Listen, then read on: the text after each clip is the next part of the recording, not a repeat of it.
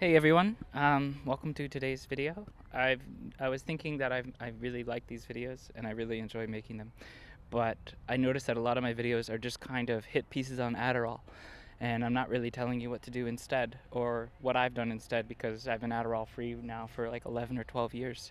So I thought I would compile 12 things that I've done in those 12 years that have helped me manage my ADD without taking any medication.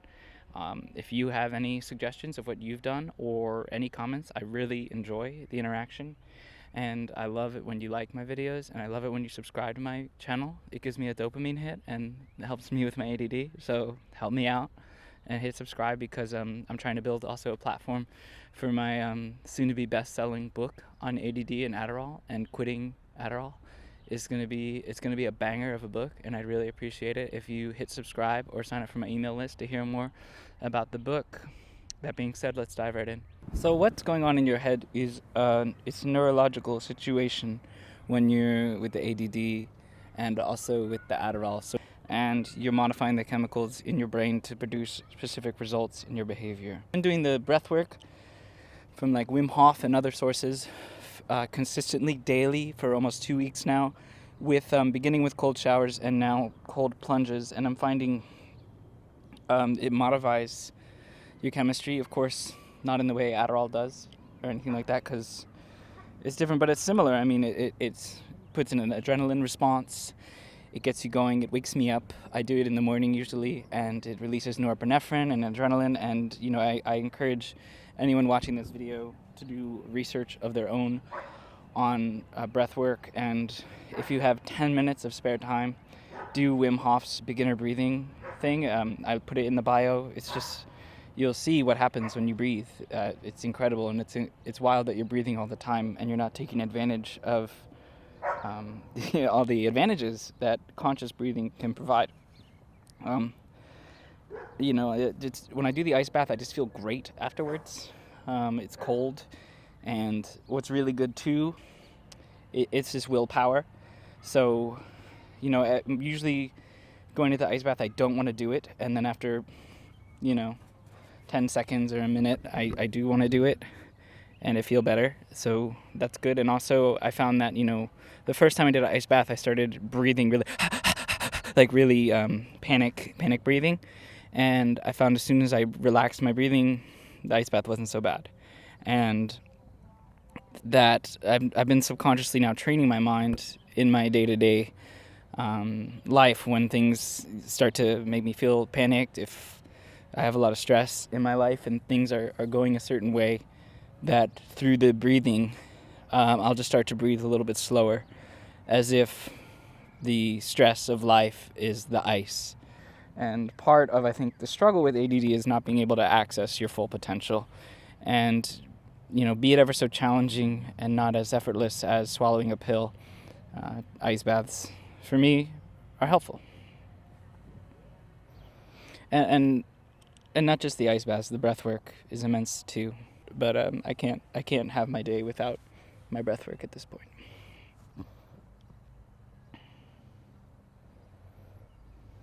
I think it can hurt anybody to do 10 minutes of conscious breathing a day.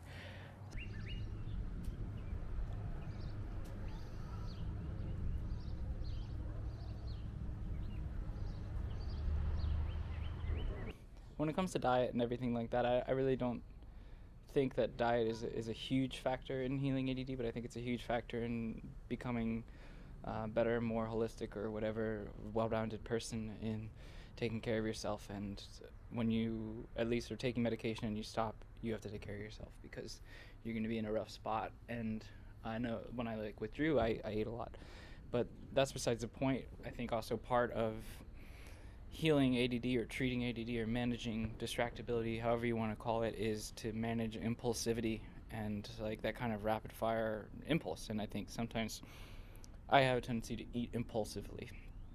So being on top of that, seeing it happen, stopping it could be really helpful. And in general, of course, avoiding processed foods, refined sugars, that's going to help. Clean foods, fruits, vegetables, and proteins, and I don't know.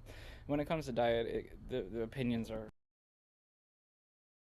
So just whatever you know as healthy eating from what you've learned, and everyone has sort of a devil's diet and an angel's diet in their own world, or however you want to say that, a good diet and a bad diet. So focus on your good diet and work toward that and see how you can benefit you. And also just be aware of what certain foods do to your mind, because your gut, your intestines is full of neurons, and your brain is also 60% fat. So you do want to introduce fats to keep a healthy brain.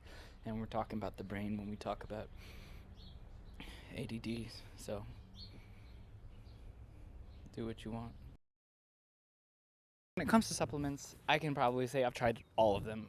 No, not all of them, but I mean, when I first got off Adderall, I definitely was just throwing supplements in my body that had anything to do with memory, focus, attention, energy, to just try to find something to replace Adderall, which is impossible. But there are a lot of herbs and supplements out there that, taking consciously, and if you can, with the guidance of someone who's knowledgeable in this kind of thing, could probably be really beneficial. I mean, I honestly just went to like Whole Foods and just cleared off the shelf and took as many crazy supplements, and who knows what was doing, because I was taking them on top of each other and not really paying attention to what was happening. Ginkgo biloba, ginseng, gotu kola, ashwagandha, astragalus, rhodiola, kava, and all these other like energy things and supplements, like anything that said energy and focus, I was just taking it recklessly, which is there. But there's also tea.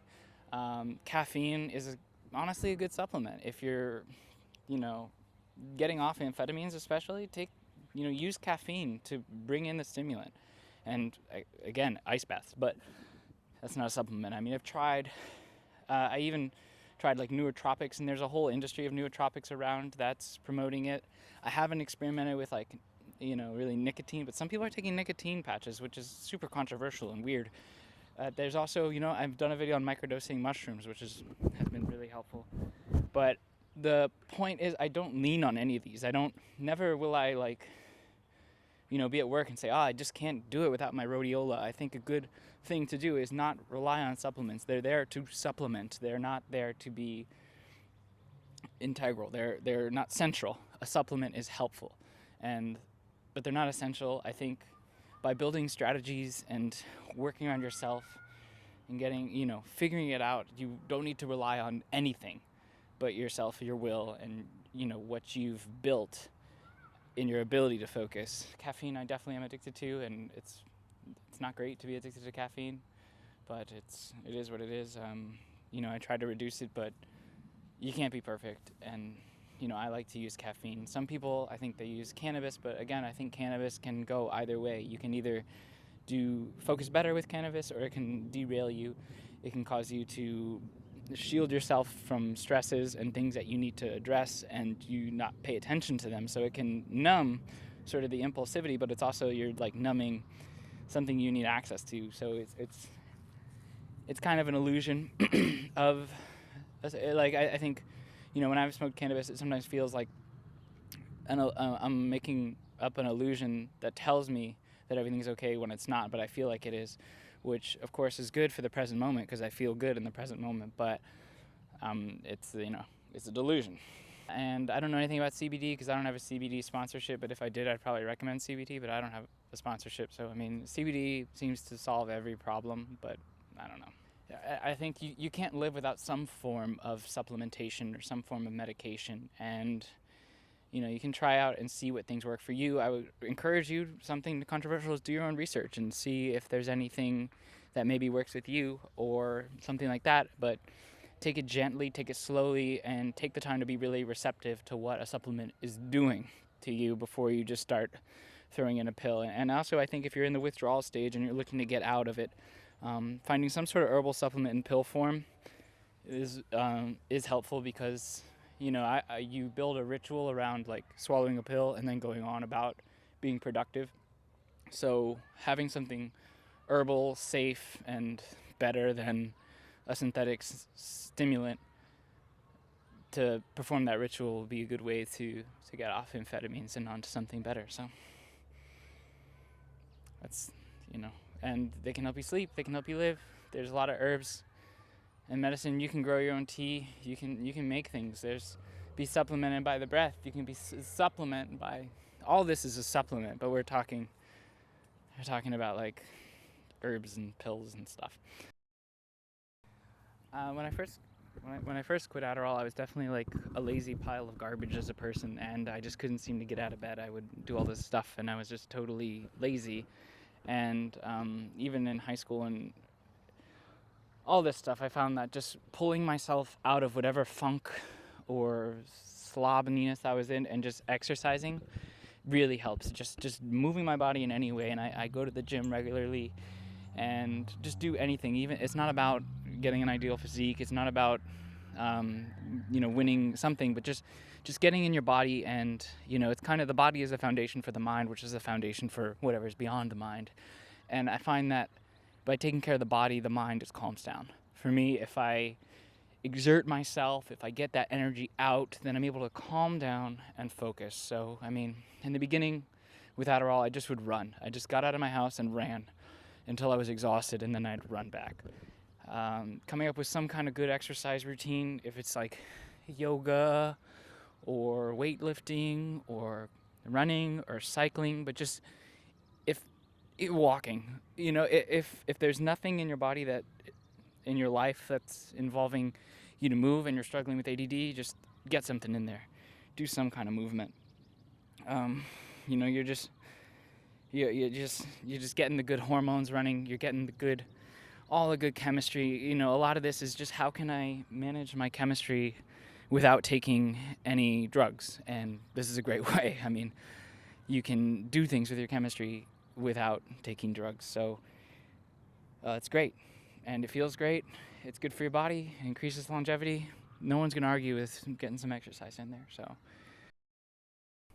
right, this one might seem absolutely ridiculous, but it's finding your true purpose. And what I mean by that is, if you're someone who took any kind of stimulant drug for a long time, and then you stop taking it, you might feel like you're incapable of performing the same at whatever job or school or something like that. And it is true. Just a little background. I took Adderall for like 16 years or whatever, and then I went to film school, and I was a really proficient video editor, and I got some work in that field afterwards while continually taking Adderall. And in the process of that, when I stopped taking Adderall, it was that an abrupt situation. I got fired, and my client literally wrote to me. I was making videos regularly for this client, and he wrote to me and he said, these videos just didn't have the same presumptive, and he's in quotes, oomph. And that oomph he was talking about was the obsessive nature of what I produced on Adderall. And it took me years to figure out what I actually was meant to do. And to be honest, I'm still constantly figuring out, and I'm still constantly changing. But I realized that I work with my hands. I like things that integrate both body and mind.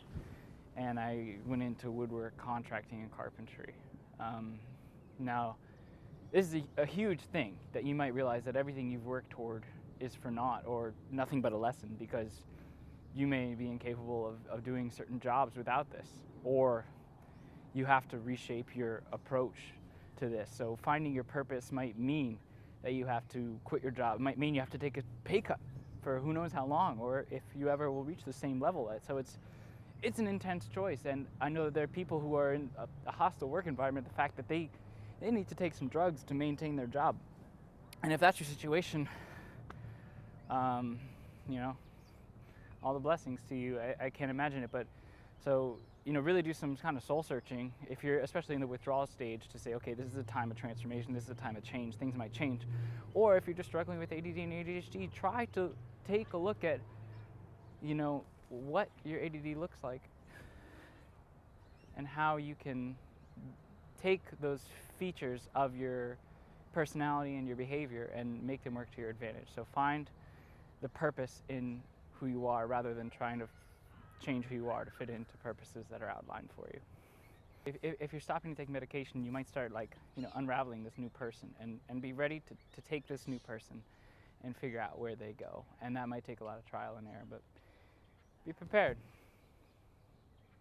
for what you can never prepare yourself for.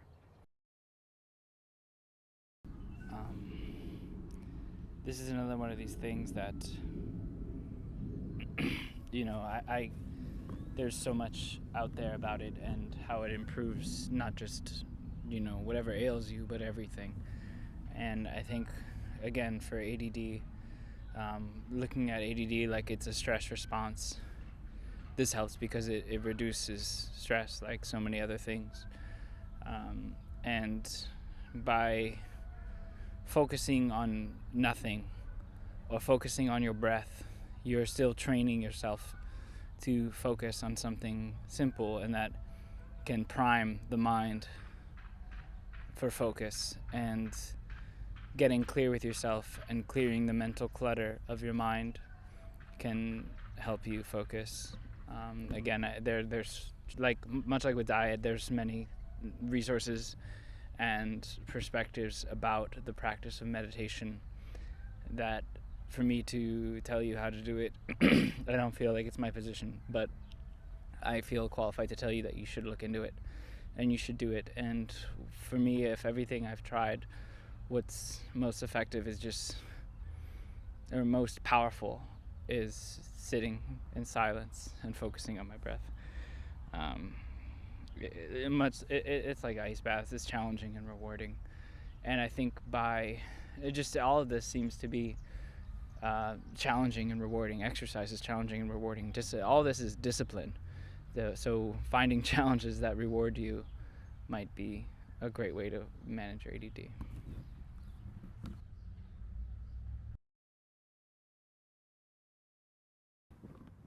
So this one's sort of more of a broad brush, but we've been touching on it, and that is just stress management. A lot of the things I've shared here so far have really just been about the management of stress for me personally. So I think, for me, a big part of my ADD, or at least what can trigger an ADD-like response, is stress. So finding ways to manage stress can help you manage your control of your ADD and your mind. So, like I said with ice baths, that they trigger me to have a breathe when I get stressed out. And I also made a protocol, a written thing. Like when I get stressed, I do this writing exercise that I designed to help manage stress. If you want to ask for it, and I'll give it to you in the comments to show that you're interested. I do think that ADD and distraction is a way of coping with stress. I think some people cope with stress with anxiety, all that, anxiety, depression, whatever. These disorders, I think stress has a lot to do with at least ramping the side effects of these issues we have, ramping them up. So really, when you start to stress out, bring your awareness to what's going on in your body and what kind of mental pattern you have. Because what's key is I noticed that I had a stress ritual, that every time I get stressed, I have this pattern. So if you can disrupt that pattern and inhibit a new one, then you can find a way to reduce stress and hopefully reduce your ADD behavior. Calendars, plannings, and scheduling. This one is super hard for me because I value adventure and impulsivity. So I have to be really I have to be really on point about myself to do this. And when I slip this up, my life actually falls apart.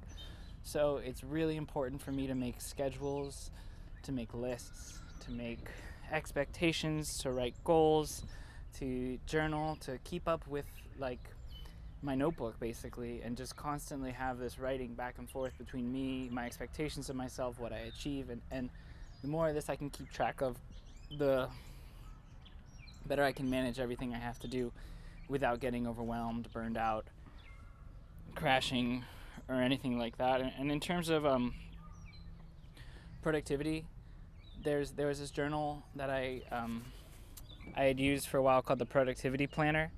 It is made by I don't remember, but I'll put a link in the description. And it's just a planner that invites you to use the Pomodoro method, which is a productivity sort of technique where you just you do 25 minutes of uninterrupted work, and the reward for that is 5 minutes of uninhibited scrolling or reading or just sitting and staring at the wall. So it's like going between that 25 minutes of focus and then 5 minutes, it starts to build a good pattern where you can get things done. And making monthly, weekly, daily planners, writing your goals. Excuse me. It's a really great way. And then also by giving yourself routines that things fit into. Like for me, I wake up, I do my breath work, I do the ice bath. Like just starting off with a consistent routine helps me getting out of control. And just, as much as part of me wants to just live on a whim, basically, and do whatever I want whenever I want it, that's just not how things do. So by having a routine, my life's a little bit more manageable, and I can sort of have gaps in there where I can do what I want. But the unfortunate reality is that I need a routine, and I have to stick to it in order for me to manage my ability to get things done and to focus without medications.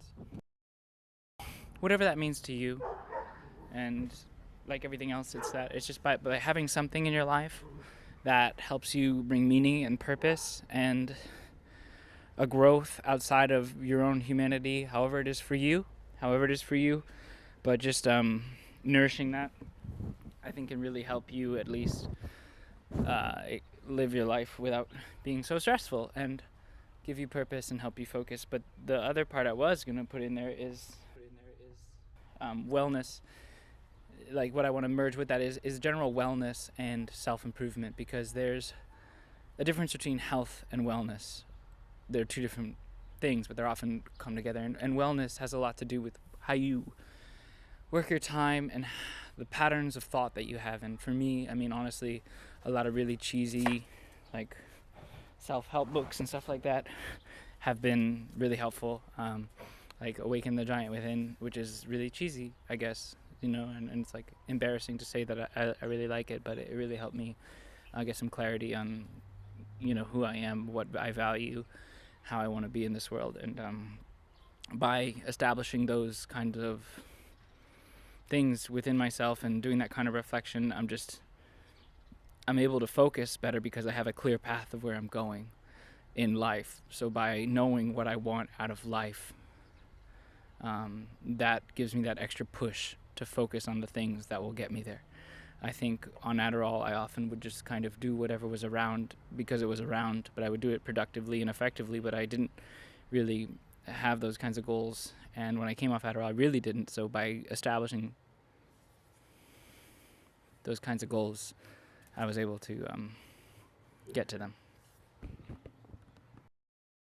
I think basically what I've outlined here are 10 things that I've done to manage my ADD symptoms, to at least get closer to my highest form of self-actualization or what have you, the best I can.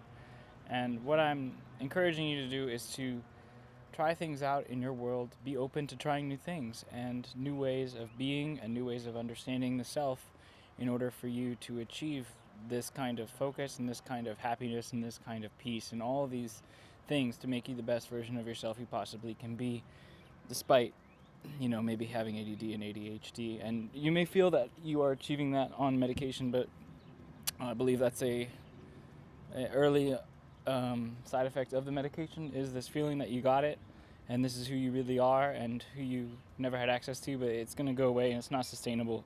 It's a treatment, not a cure. And these are all treatments of the disease of being alive, and the best way to manage that, it's challenging. Life is hard, and these are some ways to do it. So, do trial and error. The 10 things that work for me might not work for you, but maybe for you, I don't know. I'm not you, but be open to trying all these new things and just get yourself out there, get ready to fail, and fail repeatedly until you can weed out what fails and what works. Number 12 is kind of a joke. Number 12 is the number 12 thing you can do to manage ADD and stuff like that is you can't. Stop trying to fight it. You have this. This is who you are. don't let the expectation of society and productivity dictate who you have to be in society. So be aware of yourself, listen to yourself, be strong with yourself, and, you know, don't fight who you are. Just let go or be dragged. So, um, I want to thank you for watching videos. I want to thank you for continuing to watch videos. I hit 500 subscribers yesterday, and I've been working at this for 4 years, and I don't care. That's a big deal to me. I take it, I don't know. The video's over, so if you're here, you must care, but I really like making videos, and I really like the response I get, and I really like taking what to me was a really rough experience and processing it and regurgitating it in a way that helps people, and it makes me feel really good, and you know, I'm really happy to do this. So I really hope I can help. Please subscribe and comment to keep a dialogue between this small group here, and you know, I wish you the best on your journey, whether or not you take medication or don't take medication, or have ADD or don't have ADD, wherever you are. If you've come onto this path of the internet that led you to me, I hope you're having a good, hope you're doing all right, and thank you.